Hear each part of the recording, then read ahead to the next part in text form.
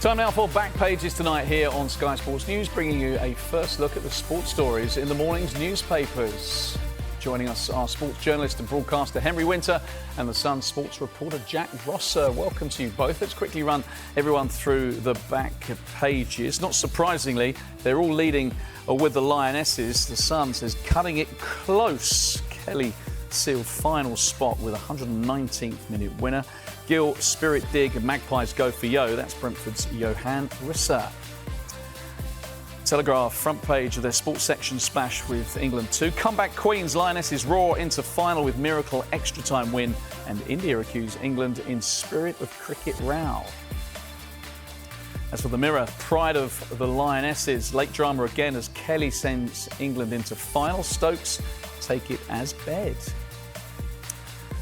And the Times, the great escape, Lionesses into third major tournament final in a row after a dramatic comeback, and Gill, England violate spirit.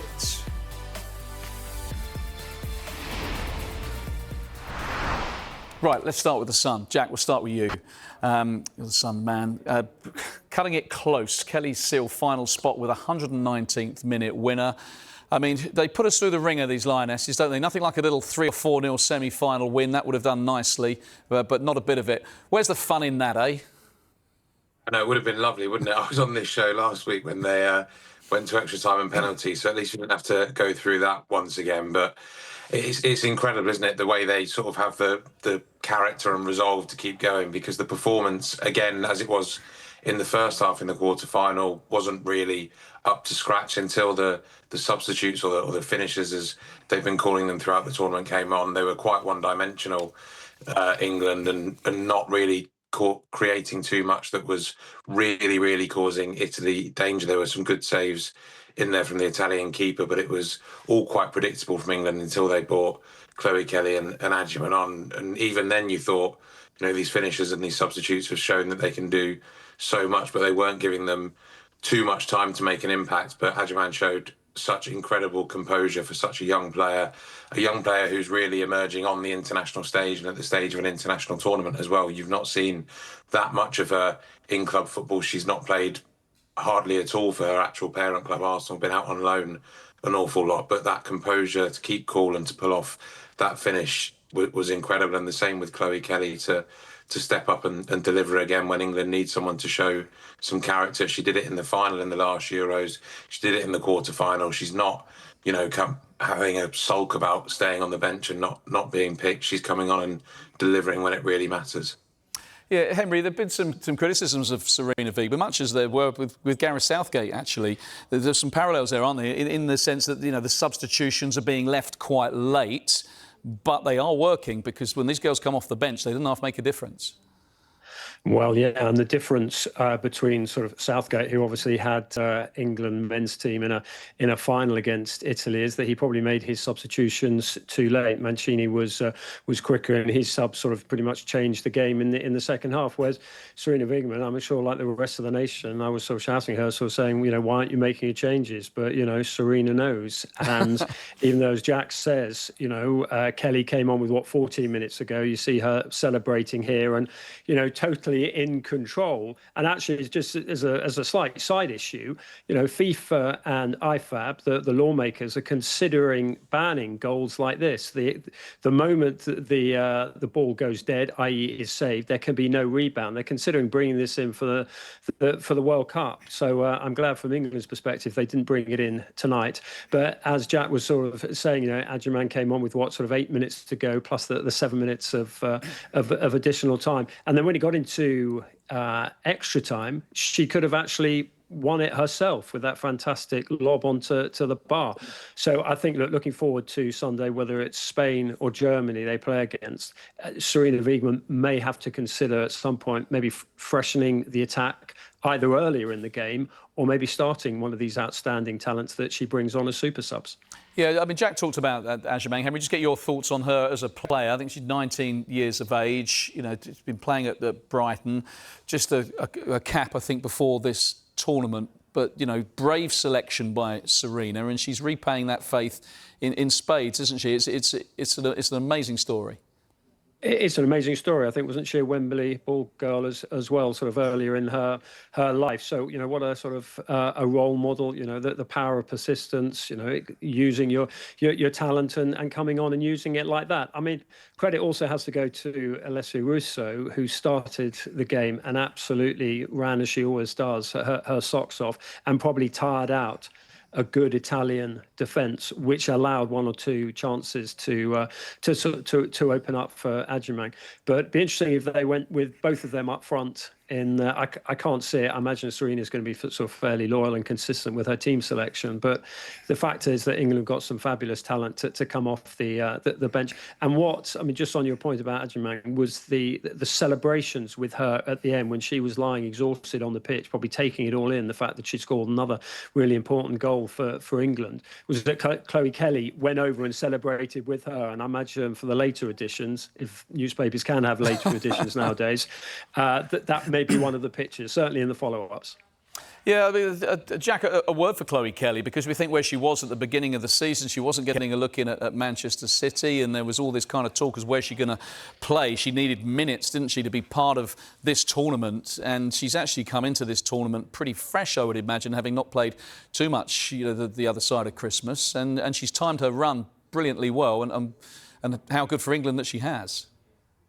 I imagine Serena Vigman's one person that's particularly delighted that she managed to get a move and managed to get some game time with Arsenal. Her character and her ability to take hold of a game, as I was saying earlier, is really quite impressive. It would be easy for a player in this position who's come on and made a difference in a number of games to really not be happy about being in the starting 11. And I'm sure she's not content with being named on the bench, and she'll want to be in that starting 11 for the final. And there's a very, very strong argument, obviously, that she should be. But the fact she steps up, the calmness in her eyes when she was stood over that penalty, and the routine she has, stepping either side of the ball, and then her individual, rather peculiar run-up as well, everything that she's got to just look like she's in control.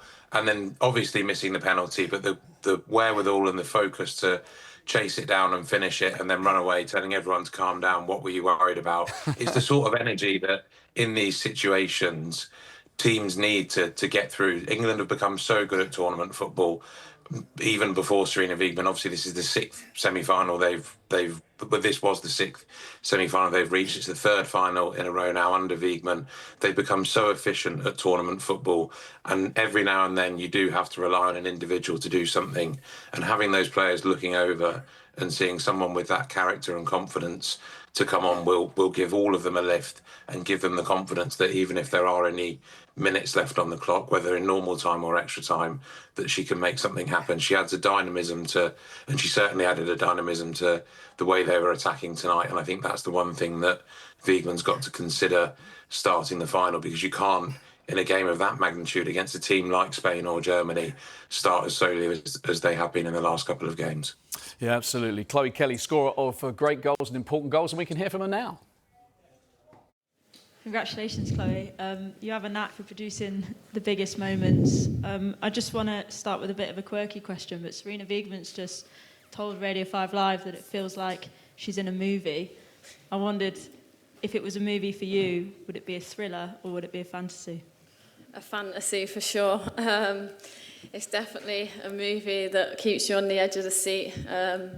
These girls are brilliant. Right now I'm feeling so proud to be English, as I know every English person is right now. Are you exhausted?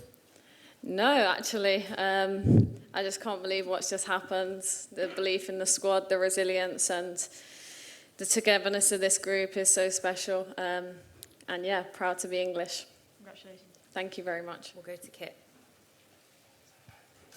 Hi, Chloe. Congratulations. Can I just ask, what were you thinking when you were, I guess, sitting there on a bench and it seems like the game's slipping away from England, and I imagine you want to get on. Just what's going through your mind in that situation during the second half? Just when called upon, take the opportunity to step onto the pitch and do your job. I think we have 23 amazing players in our group, and each one of us are ready for any moment that's given to us. And tonight showed the bounce back of our squad, but you can never write English off. Thank you. Yeah, England's goal scorer and match winner Chloe Kelly. Henry, just throwing it forwards to Sunday's final, a couple of interesting potential opponents in Spain, who of course they lost to in the World Cup final, Germany, who they beat in the Euros last time out. Do you have a preference which one of those you want them to face? Well, it's possession or physicality with the two choices. I mean, this fantastic Spanish team, you know, they keep the ball, seems to be part of the Spanish DNA, and so they will absolutely be a threat. They're, you know, going into the tournament, they were the favourites and still are. But the Germans have shown their resilience. Extraordinary goalkeeper. So look, you can spin it either way. I think England possibly would prefer Germany, because Spain just, you know, they wear you down with the possession. But just quickly on Jack's point, I thought what was really interesting watching the penalties and having endured, I think, 9 of England's 10 men's penalty shootouts down the years, I got quite a keen eye on there. Huge credit to Lucy Bronze for taking the ball. So all the Italian focus was on her because they thought that she might be taking the kick. And then she handed it to Kelly at the last moment. And also another thing is that it shows the importance of being confident with your left foot as well as your right. Yeah, interesting psychology on the taking of penalties, isn't there? Always, particularly in tournament football. Jack, just interested what you think about these last 2 games. You said you've sat through both and you've been on our programme afterwards. How much it might have taken out of England's women. Henry made the point Serena might need to freshen things up. She's sometimes reluctant to make too many changes. Is there a concern, particularly if they're playing Spain and they have to chase the ball a lot and press a lot, that actually these games might catch up with them come Sunday? There definitely will be a bit of that. I mean, there was a few players out there tonight that, understandably, having gone through 120 minutes in the last round and then doing it again, were looking a bit tired. Lauren James was looking a bit tired in the first half and then obviously forced off at half-time with, I think, an ankle problem. They will have, obviously, an extra day's rest over whoever they face in the final, whether it's to be Spain or Germany, but also, as we were saying before, they've become so experienced with the rhythms of these tournaments. This is a slightly younger squad, but you've still got the more senior figures in there that have been around it. Chloe Kelly has been part of them. Lucy Bronze, Leah Williamson have been around these tournaments to guide some of these players through in terms of what they need in recovery and focus for the game ahead. And I think it's a final of a major tournament. I think that will put a bit of extra energy in your legs for any footballer, any athlete for that sort of stage. So it'll be a concern if they get taken to extra time again, and if they are having to chase someone like Spain around, or even deal with the physicality of Germany, something they've struggled with a bit through this tournament. But I think they'll be able to get up for a game like that. Yeah, Henry, history suggests that England don't win a tournament and then back it up next time. You think of the cricket in 2019 World Cup, you think of, well, obviously 1966, it's taken a while to follow that one up, even the rugby in 2003. How big an achievement would it be in the context of all of that if the Lionesses would go back-to-back in Euros? Well, it would be huge, and they'd be doing it away from Wembley. So, you know, that would be incredibly impressive. I mean, both my kids are at home at the moment. They said, "Oh, will we get a bank holiday?" That was their immediate, sort of slightly sort of personal sort of take on it. If they do win, that is kids' view. But yeah, I think that's one for Downing Street rather than me. But yeah, I think it's fantastic what they've achieved, and to do it, you know, to climb a mountain is difficult, but then to have that application, that determination, knowing that everyone is after you because you are the champions, to go again. But you know, the Spanish can say that as well after what their women's team has achieved. And you remember their men's team in, what was it, 2008, 2010 and 2012. So, you know, it can be done with the right mentality and the depth of squad. OK, gentlemen, thanks for now. We are going to take a quick break. When we come back, we'll look at more of the sports stories in the morning papers, including this in The Sun. Mikel Arteta claims there are 8 title rivals.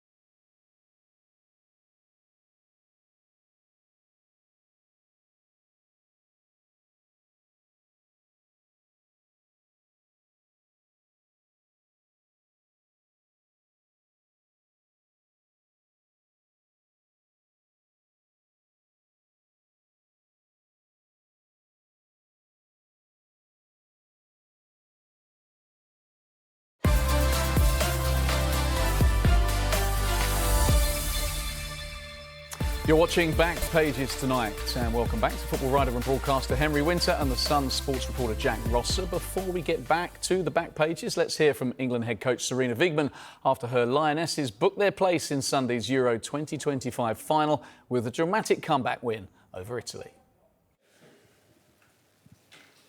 Yeah, I have exact same. How on earth are you feeling after that? I have many emotions again. I'm feeling relieved, I'm feeling happy. It feels a bit surreal, making a final again. But we're here, and we're going to the final, so we need to recover a bit. Physically, emotionally, mentally, I suppose. I know you're a meticulous planner. Surely the game plan can't be just to continuously get us all thinking we're going home and then all of a sudden, last minute, get through at the last moment. Yeah, well, I was looking at the clock too, and I thought, oh, it's good that we have 7 more minutes, and they were time wasting a bit, and we didn't want to do that too early because you give a lot of space away behind you too, and we knew they were dangerous there. But we know with the players we have in the squad, and if we change a bit and we bring more players up front, that we can always score a goal, because we've shown that multiple times, and we had to wait a little bit longer for it now, but at the end, we did. So then we got extra time. And we got that penalty. We were a bit lucky, of course, that we could score that in the second stage. But yeah, we're through. In a game of pure chaos, Michelle Akimang was pure class. Yeah. I mean, what does that say about her at such a young age to be achieving what she's achieving and saving this team? Yeah, I think, of course, you do that together, but I said, with the squad announcement already, she brings something special, and she has something special. She's only 19 years old, she's very mature, she knows exactly what she has to do, and when you talk about little things that she picks up straight away, because she's not even in the 18-yard, because very dangerous, but when we have to go to her as a target player, she keeps the ball really well too. And even when you saw that ball on the crossbar, that was not just a shot, she was aiming for it. So, yeah, if she continues like this, she has a very bright future. Thanks. Emma from the BBC. Thanks. Congratulations, Serena. Remarkable achievement. You mentioned the subs there. Obviously, they've come on again, made an impact. The resilience was there again. You just keep doing this every time. How does your team keep doing this over and over?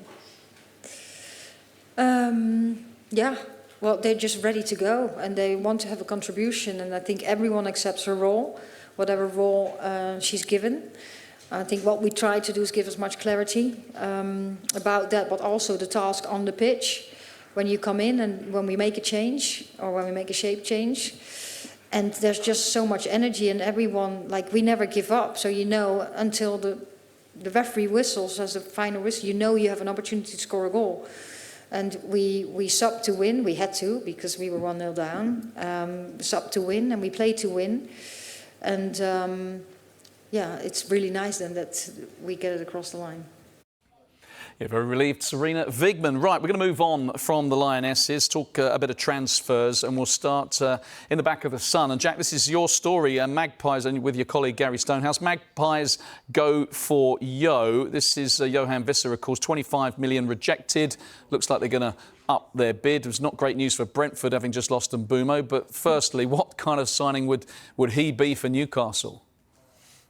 I think it'd be an excellent signing. They need, going back into the Champions League, a bit more depth going forward. There were some injury problems for a few players in their forward line last year, and there are still question marks, of course, over players like Alexander Isak, Anthony Gordon, whether anyone comes in and shows interest for him. He's been someone that Liverpool have been aware of and shown interest in the past, and there's a lot of nerves at Newcastle at the moment about what's going to happen over the end of this transfer window. And I think they need, Eddie Howe spoke quite openly about it over the weekend after Isak was sent back, that they've had a really difficult summer so far. They obviously lost Paul Mitchell, the sporting director at the start. They've just appointed his replacement, but it's been Eddie Howe and what's left of the recruitment team trying to do this so far and missing out on signings. So getting someone like Wissa in, who has got a very strong record in the Premier League, a very dangerous, dynamic forward, someone that, like Mbeumo, who has also just left,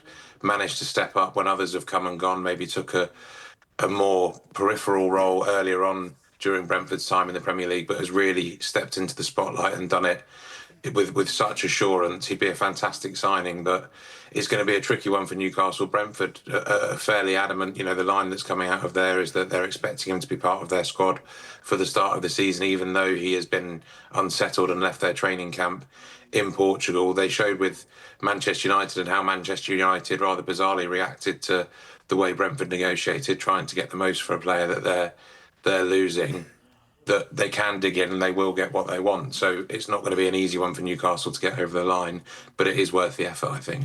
Yeah, Henry, just quickly on Brentford, how much of this is a concern given that they've lost Mbeumo, they've lost Thomas Frank? If they were to lose Wissa as well, how concerned should we be for their Premier League safety? Well, it's a sort of crash course for Keith Andrews, sort of stepping in there, his first job. I mean, I think that the way that Brentford work, they do due diligence on a character. They obviously sort of had him as their sort of set piece coach, and like with Thomas Frank, he's been promoted. So good luck to him. But they need bodies in up front as well. OK, Henry, I'll stay with you on this one. The mirror, back of the mirror, Gyökeres at Gunner. Arsenal putting the finishing touches to this deal. I mean, we've known about this for quite a while. Looks like he's going to be able to join up with their tour. An important player. The final piece of the jigsaw for Arsenal, do you think? Well, I still think they're. They would like Eze. I think. I mean, he's not a left winger. He's a very good sort of left-sided 10. They've got Madueke, who's come in as the left winger, effectively replacing an upgrade on Martinelli. But in terms of Victor Gyökeres, I mean, he's the type of player, a number 9, that Arsenal have been crying out for sort of 2-3 years for, because he's a finisher. He can play with his back to goal. He can link play. He can play on his own. He can play with a partner. He's battle hardened. You saw his record at Sporting. He's obviously played in England before. He's at an age, so I think he's 27 or so, and he absolutely wants to deliver. And I think this has only been held up. Look, it's frustrating for Arteta and Arsenal because they wanted to sort of bed him in earlier. But this was just Sporting playing hardball. And I think he's going for 63 million with about sort of 9.5 in add-ons. So it was really the add-ons that have sort of delayed this. But Arsenal have got their man. OK, we've got about 35 seconds or so, Jack, on this one. But, the cricket, back of the sun, Gill in spirit, dig, talking about the time wasting from Zach Crawley and Ben Duckett and co at Lords. It's spiced this cricket series up. It's a good series anyway, but it feels like there's a little bit of aggro. There definitely is. I mean, it exploded on that third day of the third test into life, didn't it? A bit of needle between the two of them. I don't really think Shubman Gill gives a stuff about the spirit of cricket, because they would have been doing exactly the same thing if they were in England's position. I think he's just trying to get into the head of Ben Stokes and Brendan McCullum and the rest of the England team. You know, they've sort of hinted that they might have been too nice a bit earlier in this series, and Ben Stokes has been quite bullish and saying, no, this is who we are now. It's Bazball with a bit of a harder edge. So I'm very excited for it. Right, it's going to be brilliant. As have you two been, as always. Thank you very much, gents. We're going to have to leave it there. If you've missed any of the show, there's another chance to see Back Pages tonight at 1:30, and the show is also available as a podcast. Just download Back Pages on Apple, Spotify, or wherever you get your podcasts.